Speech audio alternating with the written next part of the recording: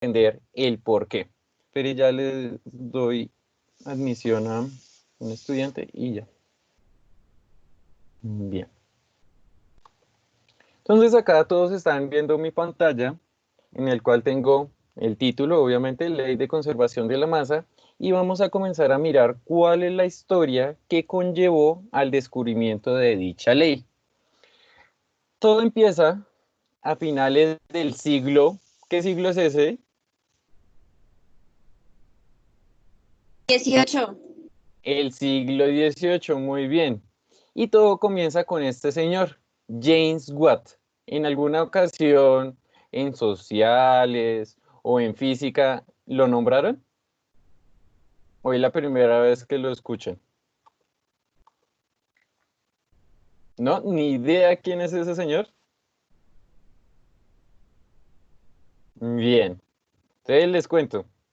James Watt es un escocés que estuvo revisando unas máquinas que utilizaban el vapor para hacer diferentes actividades.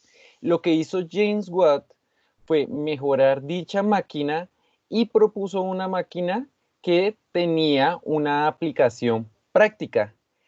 Por eso se le da la o es reconocido James Watt por idear la primera máquina de vapor que permitía realizar una actividad. Si bien ya había máquinas de vapor con antelación, él la perfeccionó. Y esto ocurrió, como les decía antes, terminando el siglo XVIII. La invención de este tipo de máquinas ocasionó que se diera inicio a lo que se denominó la, la revolución industrial. De ahí en adelante, pues ya no se tendría que utilizar la fuerza del hombre o la fuerza de los animales para hacer diferentes actividades. Ya se podían idear máquinas de vapor necesarias para realizar diferentes fuerzas, diferentes actividades del diario de vivir. Y a partir de allí, pues se empezaron a idear máquinas diferentes, utilizando el mismo principio. Trabajando en esas máquinas que generaban vapor, las personas empezaron a cuestionarse sobre la naturaleza del fuego, por qué algunas cosas ardían y otras no. Es decir, se preguntaron el porqué de la combustión. Muchas veces nosotros vemos las cosas arder, pero entonces la pregunta es, ¿por qué esas cosas arden y algunas otras no lo hacen de la misma manera? Y eso fue lo que se preguntaron estos respuestas. Pero antes era un tema de interés y se duró muchos años en comprender el porqué de.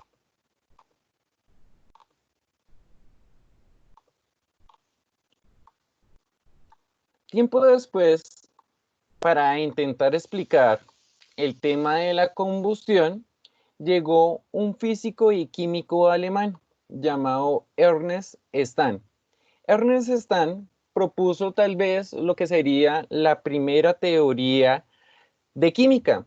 Sin embargo, ya vamos a ver por qué al cabo de un tiempo, pues ya no se lo consideró una teoría y tampoco una teoría que se basara en hechos científicos. ¿Qué es lo que proponía este señor Ernest Stan? Decía que las cosas que ardían estaban compuestas de una sustancia llamada o que él autodenominó flogisto. Entonces decía que las cosas que ardían, que generaban combustión, eran porque eran ricas en esta sustancia y cuando se calentaban, cuando se terminaba la combustión, era porque este flogisto se liberaba al ambiente, se liberaba en el aire. Un ejemplo que él decía para explicar su teoría era el de la combustión de la madera. Entonces decía, la madera es una sustancia rica en flogisto, tiene mucho flogisto y debido a eso va a arder. ¿Qué es lo que va a pasar a continuación? Se van a generar las cenizas, pero las cenizas ya han liberado esa sustancia que él decía que era el flojisto y por lo tanto las cenizas ya no podían arder más. En ocasiones se podía ver el flujo de la combustión debido a que el flojisto calentaba el aire que estaba a sus alrededores. Por ahora intentaba explicar un fenómeno y ciertamente tenía algo de coherencia. Sin embargo, tenía unas problemáticas. ¿Cuáles eran esas problemáticas? Resulta que durante la combustión, algunas sustancias se les reducía el peso y en algunas otras ocasiones aumentaba el peso. ¿Cuál es el caso puntual de cada uno de esos ejemplos que yo les estoy dando? Resulta que esto que les estoy señalando es la representación de un metal. Y cuando se calentaba, es decir, se sometía a la combustión o calcinado, no pasaba lo que el señor Stan argumentaba, porque se podía afirmar que no cumplía la teoría que el señor Stan había dicho acerca del flojisto. Resulta que cuando los metales se calentaban, aumentaban de peso. ¿Pero por qué? Si nosotros que el flojisto se liberaba, es decir, que si nosotros tomamos esto como ejemplo, las cenizas tienen un menor peso a lo que es la madera, porque se ha liberado flojisto y también debe tener algún peso. Intentaron modificar la teoría, argumentando que el flojisto, de alguna u otra forma, tendría que tener en algunas ocasiones peso negativo. Por lo tanto, tendría mayor peso una vez se produjera la combustión. Por otra parte, cuando se hacían experimentos con sustancias orgánicas, lo que pasaba era todo lo contrario. Al calentarlos, al hacer combustión, aumentaba su peso, perdón, se disminuía su peso, igual que en el caso de la madera, pero los metales no cumplían esa teoría. En algunas ocasiones que la combustión de los metales o enmohecimiento, como ellos lo llamaban, era totalmente diferente a la combustión de las sustancias orgánicas. Sin embargo, posterior a esto, se demostró que eran parte del mismo proceso. Luego de la propuesta que hace Stan, llegó el señor Anton Lavoisier, un químico francés que gozaba de algunas comodidades, tenía su propio laboratorio, realizaba diferentes experimentos. Debido a Lavoisier es que nosotros tenemos la actual nomenclatura de las sustancias. En compañía de otros tres señores, Lavoisier desarrolló el primer libro de nomenclatura de las sustancias inorgánicas. De hecho, la nomenclatura tradicional conserva normas o especificaciones que ideó este señor. Es por eso que él es reconocido como el padre de la química, pero no precisamente por este hecho de idear la nomenclatura. Es por lo que les voy a decir a continuación. Resulta que él utilizó la medida para realizar diferentes experimentos. Empleó mediciones meticulosas utilizando la balanza y comprobando las afirmaciones que proponía el señor Ernest Stan. Y llegó a concluir esto que les voy a señalar. Resulta que, el contrario a lo que hizo el señor Ernest Stan, hizo sus experimentos en sistemas aislados, en sistemas totalmente cerrados. Entonces no había intercambio de materia ni intercambio de energía. ¿Y qué fue lo que obtuvo? Resulta que cuando se calentaban los metales en un sistema cerrado, su peso se conservaba, no cambiaba su peso. De igual manera lo hizo con las sustancias de origen orgánico. Lo hizo en sistemas aislados y también comprobó que el peso no cambiaba. Y se dio cuenta de algo. Resulta que en ese sistema se perdía una parte de la composición total del aire.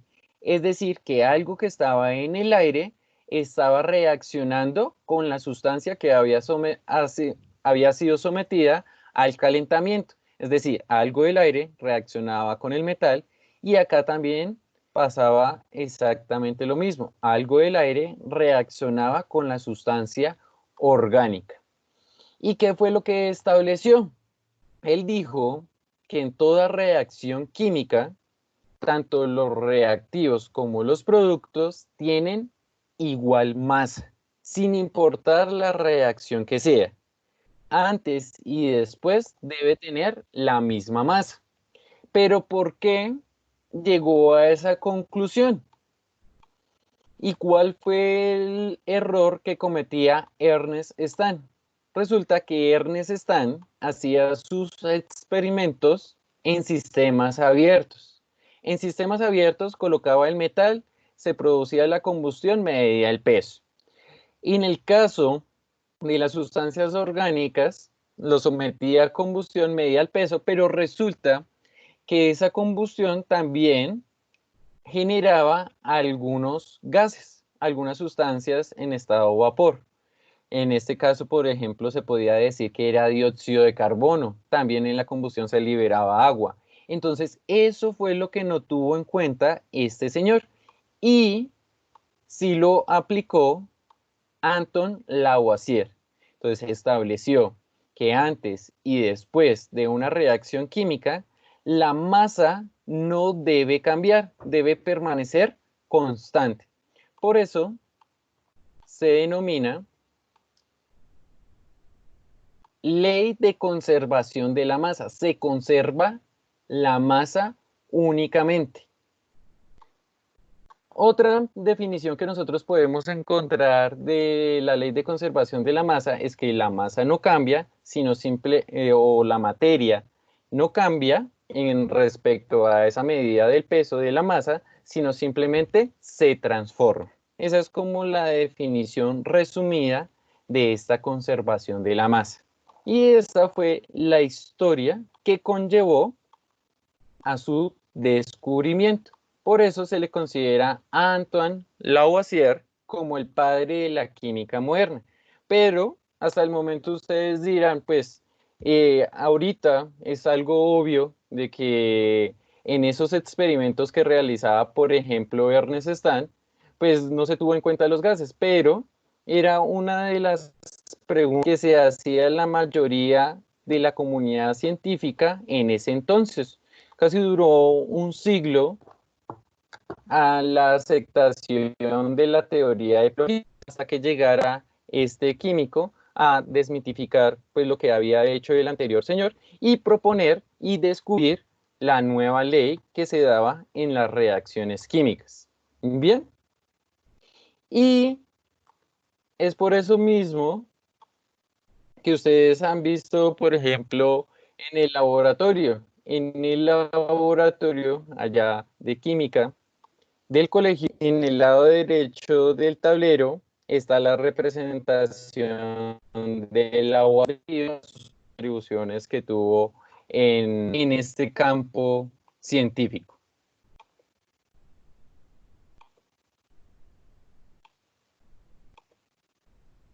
¿Listo? Hasta acá, preguntas, dudas. ¿Ninguna?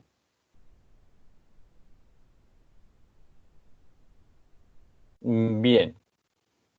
¿Qué es lo que vamos a hacer a continuación? Vamos a realizar una simulación en donde vamos a poner en práctica eso que nos mencionaban de la conservación de la materia o de la masa. Y para eso voy a hacer el siguiente experimento. Acá voy a tener potasio, acá ya lo había dejado de esa manera, potasio, y acá voy a tener una sustancia orgánica, C6H12O6, que corresponde a la glucosa. Voy a someterlos a calentamiento y vamos a comprobar el cumplimiento de la ley de conservación de la masa en las reacciones químicas. Entonces, primero lo vamos a hacer sin este tapón, lo vamos a hacer en un sistema abierto. El Erlenmeyer, los dos Erlenmeyer, tienen una masa de 50 gramos. Primero lo vamos a hacer con la materia orgánica y después con una sustancia inorgánica, que en este caso es el potasio. Entonces vamos a ver qué es lo que pasaría. Entonces en esta primera le voy a agregar 10 gramos. Ahí de hecho ya nos dicen la masa directamente. 50 más 10, pues acá representan los 60 gramos de su totalidad. Lo vamos a calentar y vamos a ver cómo cambia la masa de esa sustancia una vez que se efectúa la reacción química. Lo vamos a colocar por acá y por acá, que nos dé el dato de la ecuación.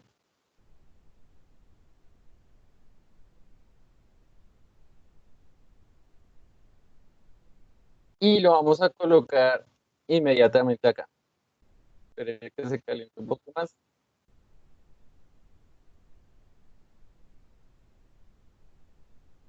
Y miren lo que está pasando con la masa. La masa se está reduciendo.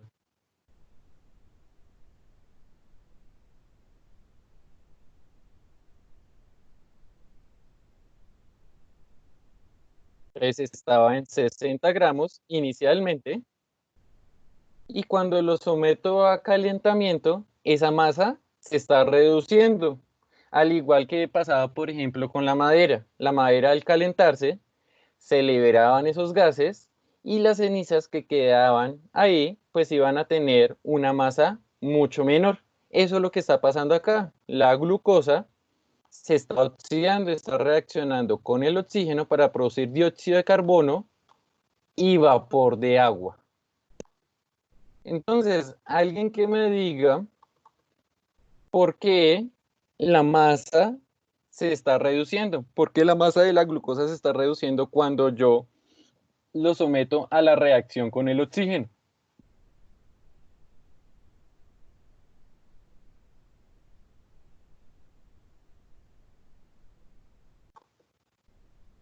Porque se está evaporando qué cosa. Y ahí, de cierta manera, no se está dando la evaporación de ninguna sustancia. En términos técnicos, ¿por qué se está reduciendo la masa? Se está quemando. Pero el quemarse, ¿qué provoca? Entonces acá Randy dice, porque se pierden gases. Es correcto. Entonces, por más allá que tengamos la creencia de que los gases no tienen ninguna masa, estamos equivocados. Por ejemplo, ahorita el aire está ejerciendo una fuerza sobre nosotros porque presenta un peso determinado. De hecho, nosotros si, por ejemplo, comparamos acá Bogotá con lo que es tierra caliente o al nivel del mar, pues nosotros tendremos que saber que al nivel del mar hay más capas de aire encima de nosotros. Por lo tanto, vamos o el aire va a ejercer mayor presión hacia nosotros. Por lo tanto, si nosotros estamos en un lugar más alto, van a ser menos capas de aire sobre nosotros y se va a experimentar una menor presión. Y eso es lo que pasa acá. Los gases tienen masa y al perderse gases o al darse el desprendimiento de los gases, pues obviamente se va a liberar esas sustancias en forma gaseosa, haciendo que se reduzca la masa cuando se está dando la reacción química. Y ese fue el error, porque no se tuvo en cuenta la masa de los gases que se desprendían, solamente del producto que quedaba allí. Acá me dice Orrego por la reacción del agua. Cuando se trata de una combustión, de hecho cuando se trata de una combustión de compuestos orgánicos, los productos son muy semejantes. Si nosotros hablamos, por ejemplo, de una combustión completa, en este caso, la combustión completa siempre me va a producir, acá, símbolos, pero ya no me aparece la reacción. Espere que la coloque acá. Que vuelva a calentar para que me arroje la reacción y poderla ver.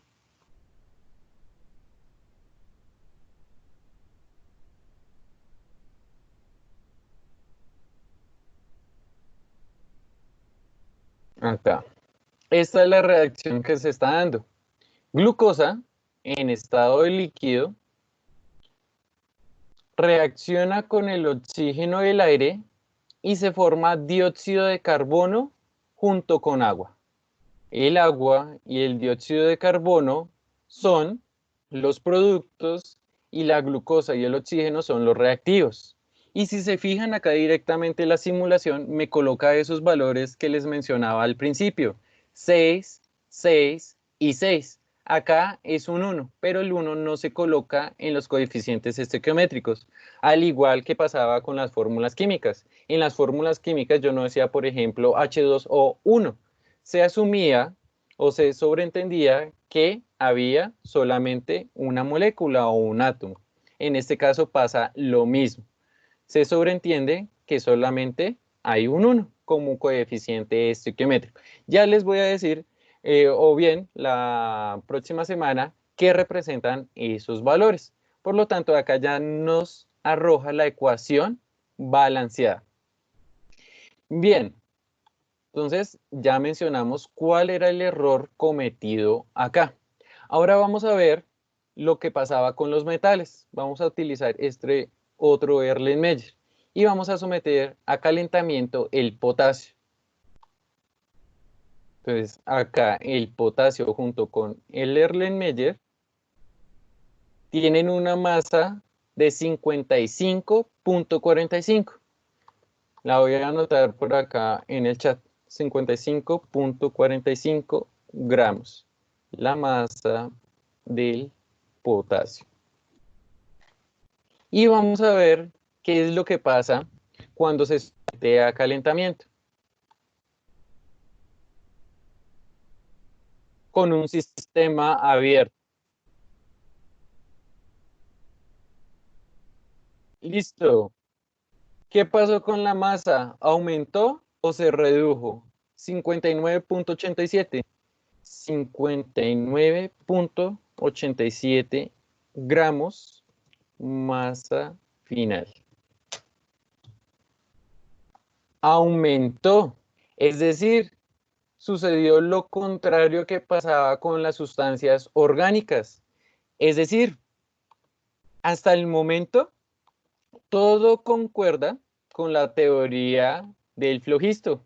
Miremos acá. Todo concuerda con esto. Cuando se calentaban los metales, aumentaba su peso. Cuando se calentaban las sustancias orgánicas, había una reducción de su peso. Pero miren lo que el sistema que se estaba empleando en cada caso. Sistema abierto y sistema abierto. Ya les comparto nuevamente.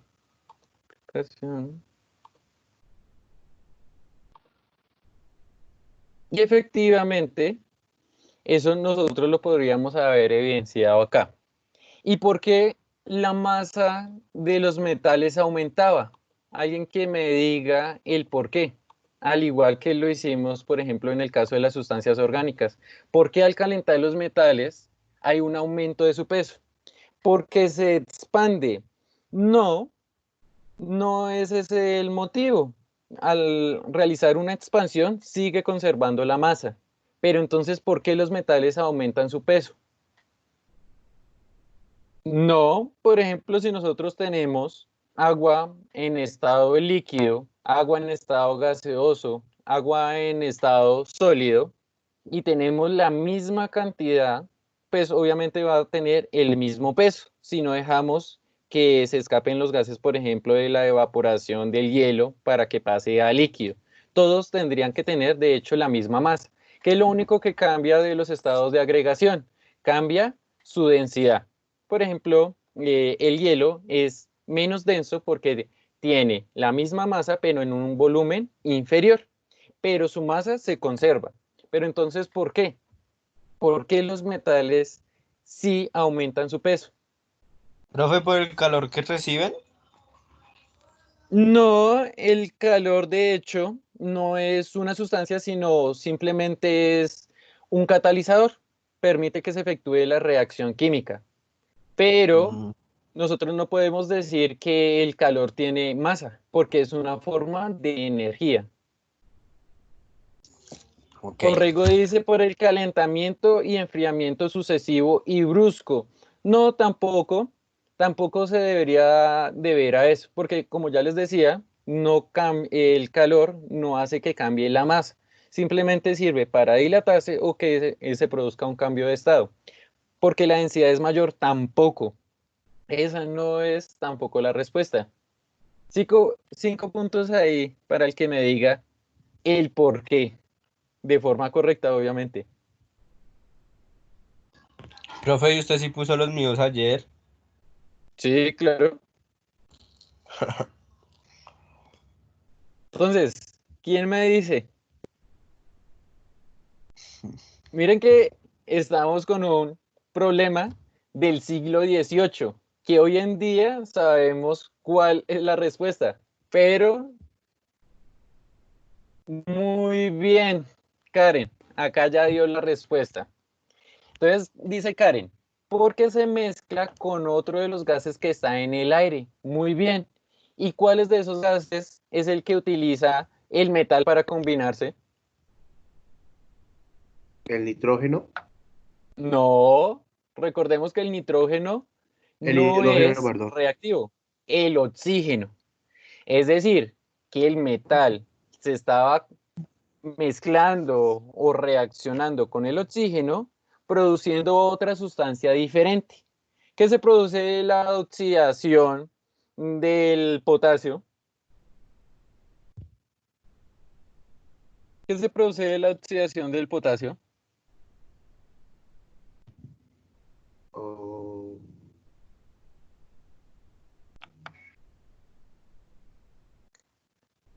¿Qué pasa al mezclar un metal con oxígeno?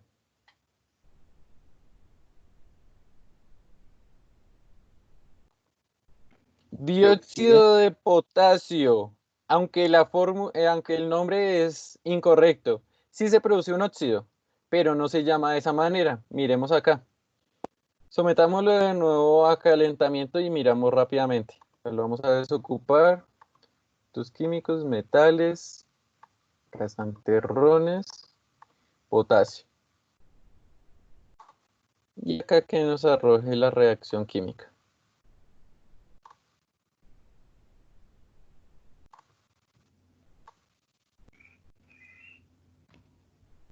Acá, acá lo tenemos.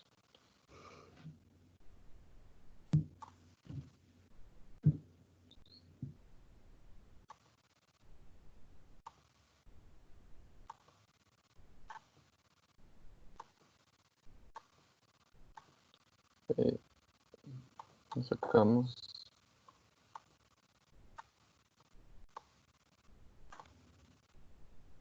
En un momento para colocar esto acá abajo. Eso.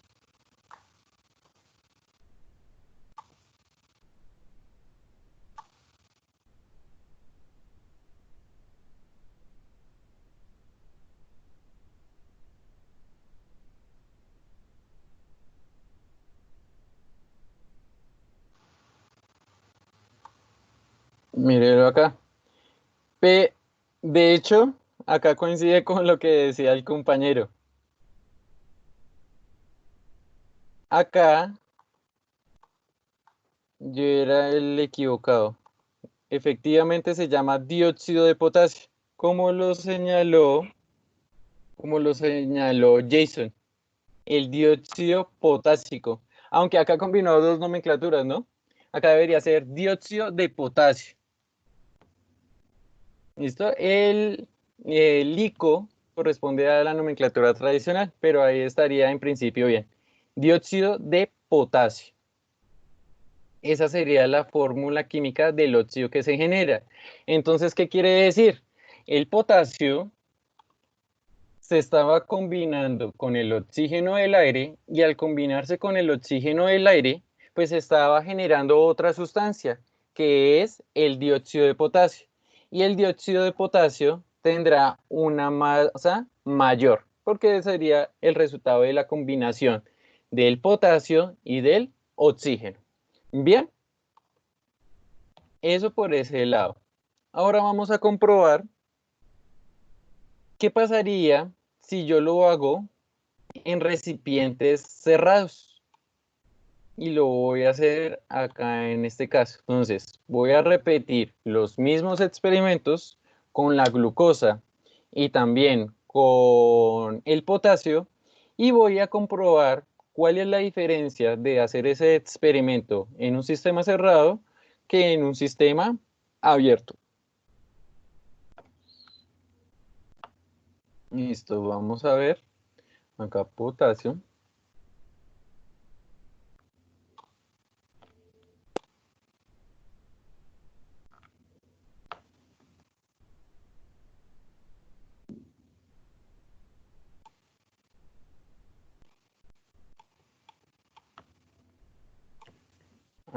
Acá voy a volverlo a que tenga la masa original.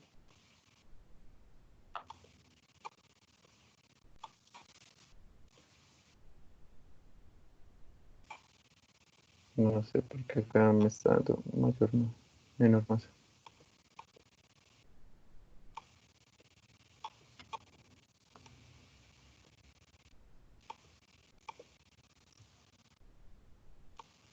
¿Cómo es esto acá?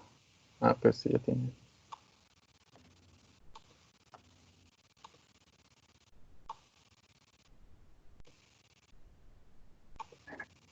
Ahí ya estaría bien. 50 gramos. Solamente la masa del Erlenmeyer. Listo. Primero lo vamos a hacer con la glucosa. Entonces nos vamos a fijar en la masa. Cuando yo lo someta, era porque acá estaba en pausa. Listo. Entonces tiene una masa de 60 gramos en total, pero nosotros sabemos que la masa corresponde, estos 10 gramos son de la glucosa. Vamos a someterlo a calentamiento y vamos a ir mirando qué pasa con la masa.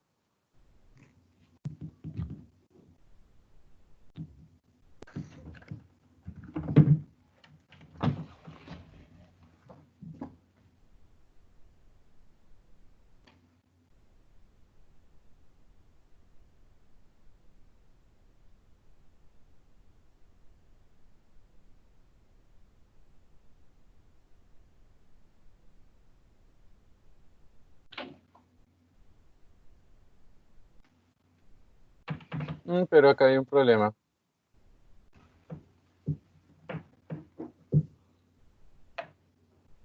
Se murió la Acá, masa. ¿por qué no reaccionó? Porque está tapado. Porque cuando coloqué el tapón le di vaciar, entonces no tiene oxígeno. Entonces no hay nada que pueda reaccionar, aunque acá ya se estaba efectuando esa reacción química, pero sin combustión. Entonces vamos a mirar de nuevo, pero quitando el tapón. Si ven que tan pronto abro el tapón empieza a reaccionar mucho más rápido, pero entonces Sí. vamos a hacer lo siguiente. Vamos a permitir que entre oxígeno.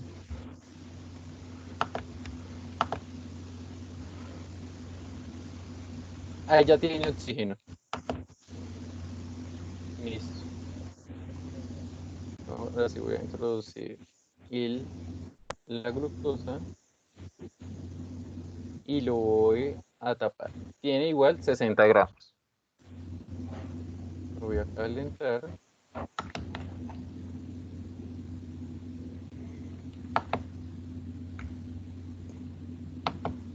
Listo. Y ahí ya hizo reacción.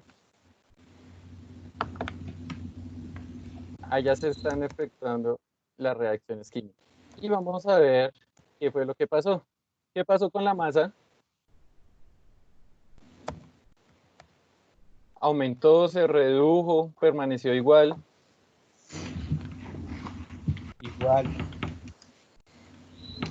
Permaneció igual. Es decir, se mantuvo la masa constante, igual como lo señalaba Lavoisier. Y acá, de hecho, se está efectuando esa misma reacción química. Acá lo podemos ver. Glucosa está reaccionando con oxígeno para producir dióxido de carbono y agua. Pero lo hicimos con un sistema cerrado y su masa se conservó.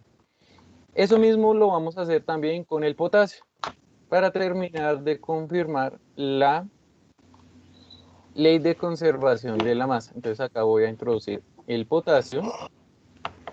Tiene 55.45, la misma masa que habíamos registrado antes. Lo vamos a someter a calentamiento y luego de eso vamos a mirar cómo fue su masa. Acá.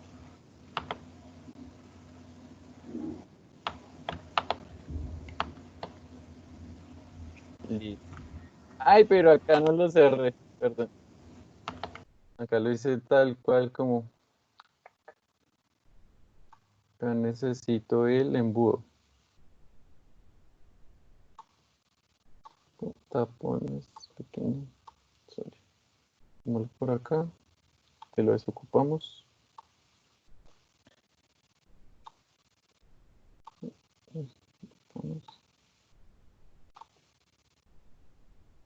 Ahí ya tiene oxígeno. Eso. Bien, el potasio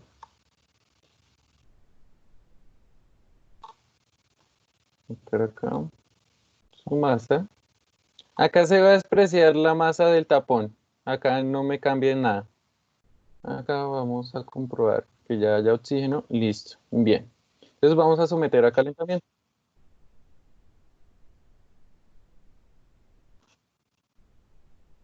Y miren la masa. Ahí está reaccionando. Si nosotros tuviéramos potasio en el laboratorio, ese sería el color de la llama.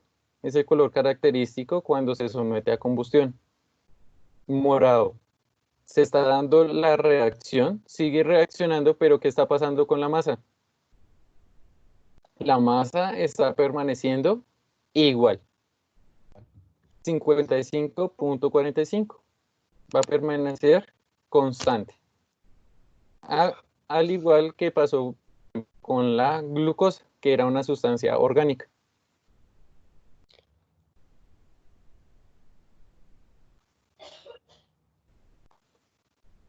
Y ahí se comprobaría lo que decía Lavoisier.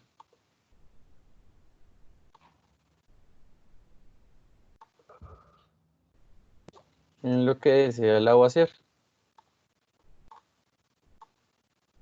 En sistemas cerrados no cambiaba el peso, ya fuera un metal o ya fuera una sustancia inorgánica, porque en principio no se tenía en cuenta la masa de los vapores que se escapaban de la reacción química, y eso sí lo hizo Lavoisier o lo tuvo en cuenta. El sistema cerrado no dejó escapar nada de materia, por lo tanto iba a conservar la masa y por lo tanto iba a tener igual peso. El peso iba a permanecer constante en ambos casos.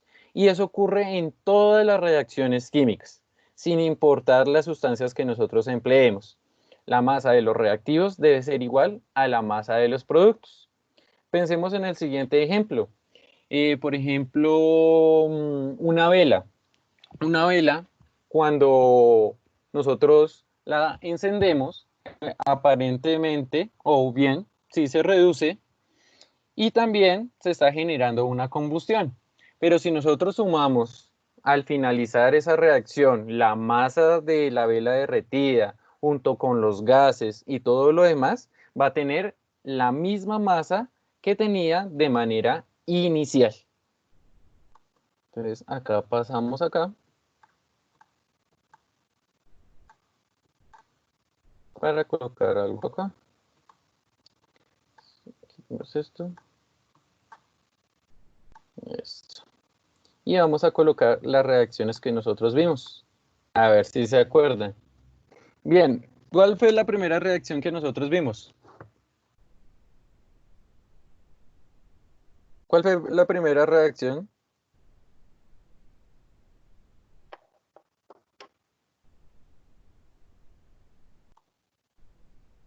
No, la primera reacción de hoy. ¿Qué sometimos a calentamiento?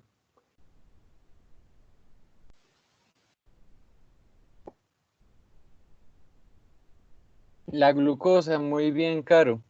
Entonces acá tenemos y Karen.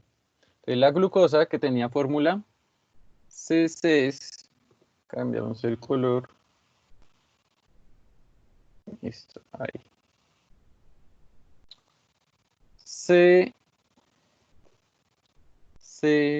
Ay, C6H12O6, que reaccionaba con el oxígeno del aire y como producto que se tenía. ¿Cuál era los productos que se generaban de esa reacción química? ¿Cuáles eran los productos? Había dos. Preguntémosle a alguien por acá.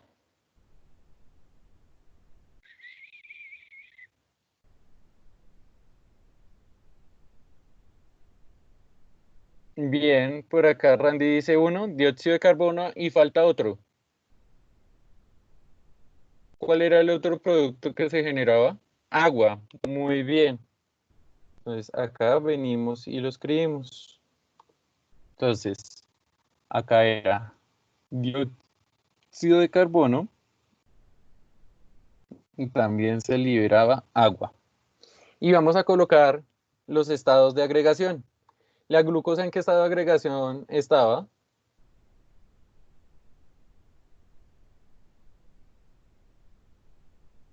La glucosa, estado de agregación. Acuoso, no. Eh, em, estaba reduciendo la masa, por lo cual, no sé. No sabe. ¿Qué estado de agregación Estaba tenía? No, gaseoso, no. líquido. Tampoco. Pues Sólido obviamente con una oxígeno vez que aparte. se empezó a calentar. Estado sólido, Caro. Muy bien. Pues acá vamos a colocar la S. El oxígeno está de forma gaseosa. El dióxido de carbono también estaba de forma gaseosa. Y el agua se genera de forma líquida. Aunque también podríamos decir que se genera en forma de vapor. De vapor de agua. Entonces, en ese caso, tendríamos que cambiar acá la L por la G. ¿Listo? Pero eso también va a depender de otros factores, como la temperatura. ¿Listo? Entonces, la glucosa reaccionaba con el oxígeno para producir dióxido de carbono y agua. Y aparte, tenía unos numeritos. Si recordamos, acá estaban los siguientes. 6. Por este lado teníamos 6 y 6. Acá es como si hubiera un 1, pero ese 1, ya les mencionaba, no se tiene que colocar. Ya se asume que ese es el valor que viene ahí. ¿Listo? Entonces los coeficientes son 1, 6, 6 y 6. Y ya la semana entrante pues vamos a ver de dónde sale. Entonces, la ley de conservación de la masa me dice ¿Qué cosa? Que la masa de acá, de los reactivos, debe ser igual a la masa de los productos. Entonces, masa reactivos igual a la masa de los productos. En eso, en términos resumidos, es la ley de conservación de la masa.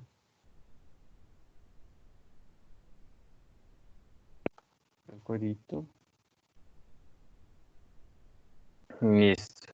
Masa reactivos igual a la masa de los productos.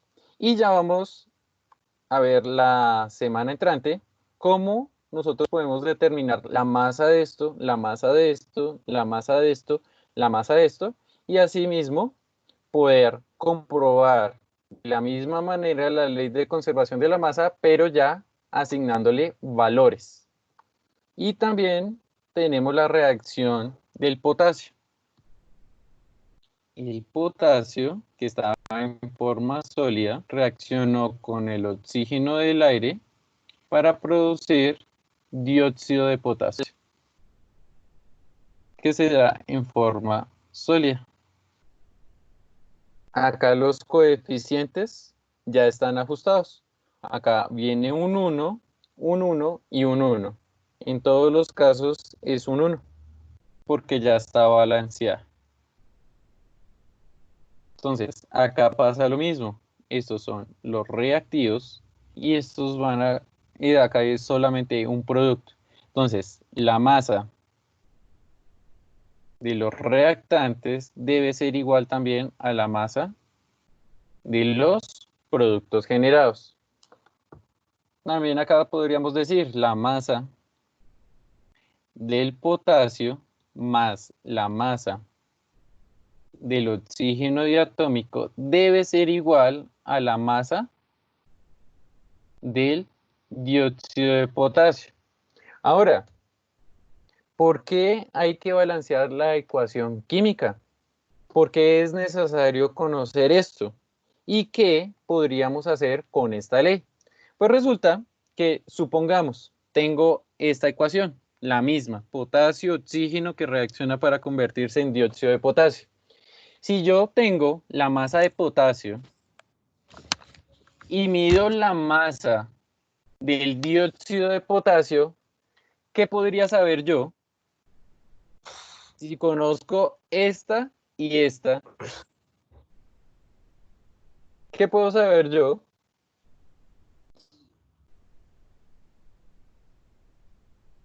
¿Qué información me daría esos resultados?